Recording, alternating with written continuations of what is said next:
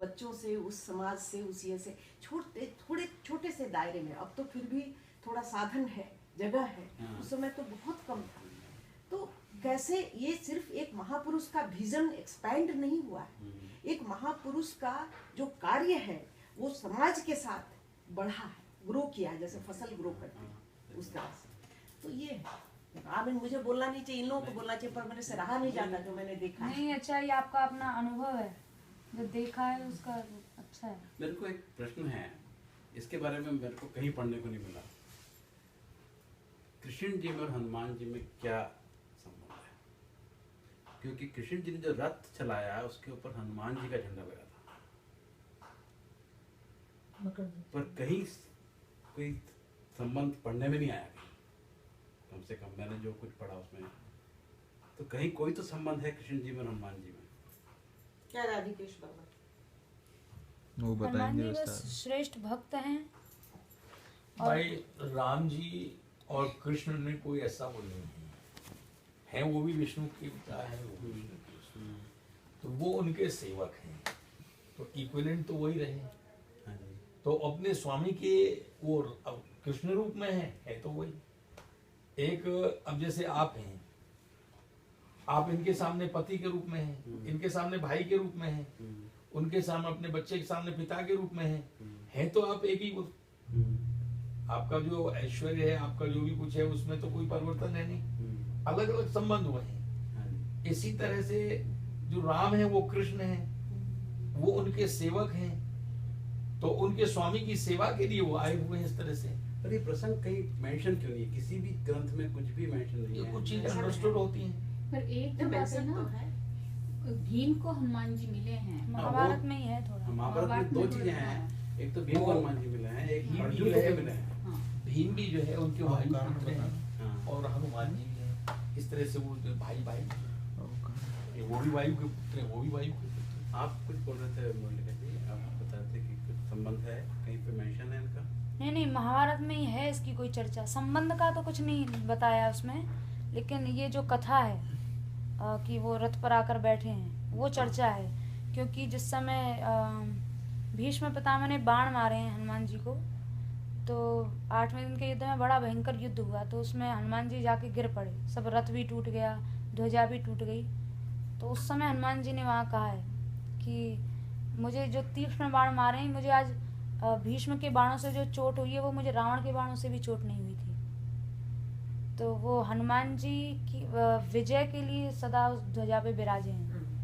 कि अर्जुन जो हैं, क्योंकि अभी आज ही एक प्रसंग पढ़ रहे थे कि जब अर्जुन और कर्ण का युद्ध होता था, तो ठाकुर जी बार बार, एक बार युद्ध चल रहा था तो कर्ण की बार बार प्रशंसा कर रहे थे। कर्ण जब बाण मारता तो अर्जुन का रथ 7 हाथ पीछे हो जाता, और अर्जुन जब मारते तो कर्ण का रथ 7 बाण पीछे हो जाता। तो बार बार ठाकुर जी अर्जुन को कर्ण की प्रशंसा करते, वाह कर्ण, क्या देखो क्या पराक्रम है कर्ण में। तो अर्जुन को लगा कि प्रभु मेरी प्रशंसा क्यों नहीं कर रहे हैं, जबकि रथ तो मेरा भी उतना ही पीछे जा रहा है और उसका भी मेरे बाणों से उतना ही जा रहा है। तो ठाकुर जी ने कहा कि तुम्हारे रथ में मैं हूँ, और भी हनुमान जी भी ध्वजा में बैठे हुए हैं, जो कि तुम्हारी विजय का प्रतीक है। इसलिए उसके बाणों से अगर 7 हाथ तुम्हारा पीछे जाता है तो ये बड़ी बात है, लेकिन कर्ण के पास कोई नहीं है और उसका रथ जा रहा है पीछे, तो वो बड़ी बात है। और कर्ण तुम्हें पीछे कर रहा है, वो ज्यादा बड़ी बात है, क्योंकि मैं तुम्हारे साथ तो मैं भी हूँ और हनुमान जी भी हैं, और जबकि कर्ण के साथ तो कोई है भी नहीं। तो इसका एहसास कैसे हो, तो ठाकुर जी थोड़ी देर के लिए उतर गए रथ से, अर्जुन को कहा तुम भी उतर जाओ। तो जब अर्जुन उतर गए तो वो रथ भी भस्म हो गया और ठाकुर जी भी वहां से गायब हो गए। तब अर्जुन सोचे मैं तो अकेला रह गया। फिर ठाकुर जी प्रकट हुए, उन्होंने बताया कि तुम्हारा रथ तो कर्ण के बाणों से बहुत पहले भस्म हो चुका था, लेकिन मैं हूँ इसलिए तुम बचे हुए हो। ये प्रसंग पढ़ा है मैंने कि हनुमान जी जैसे निकले वो सारा रथ चूर हो गया, भस्म हो गया। भस्म हो गया। नहीं, ठाकुर जी भी हटे हैं तो भी वो रथ भस्म, क्योंकि वो विजय के लिए उनको वो वहाँ बैठे हुए हैं, उनके विजय का प्रतीक है। जैसे ठाकुर जी बैठे हुए हैं तो हनुमान जी भी उनके श्रेष्ठ भक्त हैं, तो बैठे हुए हैं विजय के लिए। जब तक ये ध्वज है, हनुमान जी हैं, ठाकुर जी हैं, तो उनको कोई पराजित नहीं कर पाएगा। महाभारत में ये भी चर्चा है। तो ये चर्चा मैंने कहीं एक पढ़ी है कि अर्जुन और हनुमान जी का एक प्रसंग है कि अर्जुन ने बोला कि राम जी को बंदरों की क्यों मदद लेनी पड़ी पुल बनाने के लिए, ये पुल तो मैं तीर से बना सकता हूँ।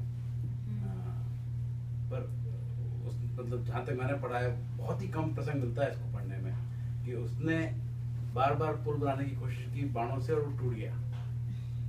तो फिर हनुमान जी ने उसको बोला कि तुम्हारे में अहंकार आ गया है, तुम समझ नहीं रहे हो वो वानर सेना जो हाँ ये प्रकरण है। इसके बारे में कुछ आपको मालूम है? मतलब मेरे को देखो ये सब भक्त वात्सल्य के लिए ठाकुर जी ने प्रकट करके दिखाया। जो सर्वशक्तिमान भगवान है उनको बंदर वालों की क्या आवश्यकता है? कोई आवश्यकता नहीं है उनकी सहायता की, खुद सब कुछ कर सकते हैं। वो सब कुछ स्वयं कर सकते हैं। अर्जुन की भी आवश्यकता नहीं है, ठीक बात है, लेकिन केवल भक्त वात्सल्य गुण प्रकट करने के लिए ठाकुर जी ने उनकी आवश्यकता न होने पर भी उनकी सहायता ली है। अब गए हैं रामावतार में भी, तो अब सीता जी जो उनकी अभिन्न शक्ति हैं, तो ऐसा थोड़ी है कि राम जी को नहीं पता था। और वो सब लीला तो पहले से उसकी भूमिका बन चुकी थी। छाया सीता गई है रावण के यहाँ, राम जी को सब पता है, लेकिन विरह लीला कर रहे हैं, रो रहे हैं, क्यों? शिक्षा देने के लिए। वहाँ लिखा है गतिम इति प्रत्यंश चचार, स्त्री संगी नाम गतिम इति। बोले जब मैं भगवान होके स्त्री की आसक्ति में रो रहा हूँ, तो जो सामान्य लोग आसक्ति करेंगे क्या वो नहीं रोएंगे? तो एक शिक्षा देने के लिए, जबकि उनको सब पता है और सीता जी से उनका कभी वियोग हो नहीं सकता है, शिक्षा देने के लिए। तो वहाँ भी आवश्यकता नहीं है बंदर वालुओं की उनको सहायता लेने की, लेकिन वहाँ भक्त वात्सल्य गुण धर्म प्रकट करने के लिए कि भक्तों की मुझे कितनी आवश्यकता है, भक्तों से मेरा क्या भाव संबंध है। नारद जी का भी तो शाप था। तो आवश्यकता न होने पर भी वो ले रहे हैं। चर्चा करो। कौन सा बताइए नारद जी का क्या जब श्राप था? उनको विश्व मोहिनी के स्वयंवर में जब वो गए थे, विश्व मोहिनी का जो स्वयंवर था रामचरितमानस में ये वर्णन है, और उसमें नारद जी भगवान के पास गए और उन्होंने अच्छा रूप मांगने के लिए कहा, हरि, कि आप जैसा रूप हो जाए, हरि जैसा। तो हरि बंदर को भी कहते हैं, तो उन्होंने बंदर का वो रूप बना दिया। तो वहां गए तो सभी उनकी हंसी उड़ाने लगे। तो उनको जब पता लगा अंत में कि मुझे एक बंदर का स्वरूप बना दिया, तो उन्होंने शाप भी दे दिया वहां भगवान को कि आगे आपको बंदर की सहायता ही लेनी पड़ेगी, वानरों की सहायता से ही आप विजय प्राप्त कर पाओगे। तो वो नारद जी का भी एक शाप था जिसमें भगवान को वानरों की सहायता लेनी पड़ी थी। ये श्राप की जो बात आप कर रहे हो, तो ये जो मुनि लोग हैं उनको बिना बात ही मतलब गुस्सा आता था, श्राप दे देते थे। उनका शाप भी कल्याणकारी होता था, वो भी एक शाप भी एक वरदान के रूप में, शिक्षा के रूप में। उनके तो क्रोध में भी कोई लीला होती थी, कोई लीला नारद छुपी जी को होती थी। घमंड हो गया था कि मैं कभी मोहजाल नहीं, पर मेरे हिसाब से तो ये बहुत बड़ी मतलब वो क्या नाम है, कंप्यूटर जनरेटेड वो है कि कहाँ का श्राप कहाँ जाके पूरा हो रहा मैं है। माया से, माया मुझ पे नहीं सब भगवत इच्छा से ही होता था और कुछ ना कुछ लीला रहस्य होता था उसमें। ये त्रिकालदर्शी थे। अब देखिए मुचकुंद जी थे, मुचकुंद जी ने बड़ी देवासुर संग्राम में देवताओं की बड़ी सहायता की। देवता प्रसन्न हो गए, बोले वरदान मांग लो। बोले मैं थक गया हूं, ऐसा वरदान दो जो मैं नींद भर के सो लूं। बोले ठीक है, तुम सोते रहोगे और जो कोई जगाएगा तुम्हारी दृष्टि पड़ते ही वो भस्म हो जाएगा। अब ये जो है देखिए कितने आगे की उनकी दूरदर्शिता की बात थी। शाप तो उन्होंने दे दी है, क्योंकि वरदान भी दे दिया कि आगे जाके वो होगा। अब काल यवन आया है, काल यवन को वरदान था कि किसी अस्त्र शस्त्र से उसको मारा नहीं जा सकता था। वरदान कब का मिला हुआ है और देखो उपयोग उसका कब हो रहा है। हाँ, वो तो कर रहा हूँ मैं, तो बहुत ही तो इनकी सब चीजें वो भविष्य दृष्टा थे और इसका असर कहाँ होगा क्या होगा ये सब वो जानते थे। हम लोग साधारण मानव हैं, हम उन चीजों को उसको नहीं समझ सकते, हम अपनी बुद्धि से सोचते हैं बस। लीला जो आपने बोला ना वो बड़ा अच्छा है, कि क्रोध लीला है या उनकी कोई ऐसी कोई लीला है जो कि इसके पीछे कोई विशेष कोई इसका कारण है। जैसे भक्तमाल जी में चर्चा है सदाव्रती महाजन की, वहाँ भक्तमाल जी में लिखा है, प्रियदास जी ने लिखा है या नाभा जी ने लिखा है कि एक ब्राह्मण थे, मतलब संत थे, वो सदाव्रती महाजन बड़े साधु सेवी पुरुष थे। तो उनके घर में साधु सेवा होती थी। तो एक संत आए, सदाव्रती महाजन जी के बेटा एक दिन वो सोने के खूब गहने पहने हुए थे।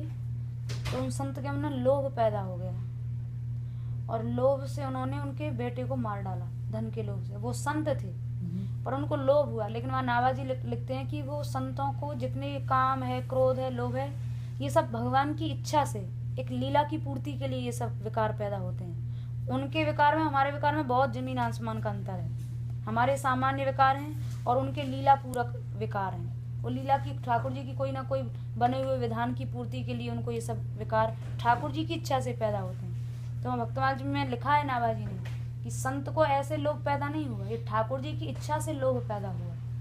ठाकुर जी की इच्छा क्यों हुई? सदाव्रती महाजन की भक्ति की का प्रकाश करने की। एक ऐसे भक्त थे सदाव्रती जी की जब उन्होंने बेटे को मार डाला है तो एक दूसरे ब्राह्मण ने देख लिया था जिसने मारा था।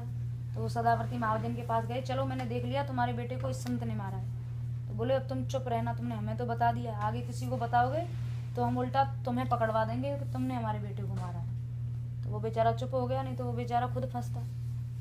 अब जिस संत ने मारा था वो उसको मन में बहुत पश्चाताप हुआ बाद में, क्योंकि अब एक बार लोभ हो गया तो बालक को मार दिया, पर लोभ ठाकुर जी की इच्छा से हुआ था। बाद में बहुत पछताए, मैंने ऐसा क्यों किया। तो सदाव्रती महाजन के घर में रह तो रहे थे लेकिन बड़े दुखी मन से। तो सदाव्रती महाजन ने अपनी पत्नी को कहा कि इनका ये कैसे आराम से रहें, ये तो इनको मन में बहुत पश्चाताप है। तो उनकी पत्नी ने कहा इनके साथ अपनी बेटी का विवाह कर दो, तो जो घर में जमाई बन जाएंगे तो फिर आराम से रहेंगे। मतलब किस कोटि की उनका भाव था। जिसने बेटे को मारा उस हत्यारे से अपनी बेटी का ब्याह कर दिया कि अब जमाता दामाद बन के अच्छे से आराम से मतलब स्वतंत्रता पूर्वक रह पाएंगे।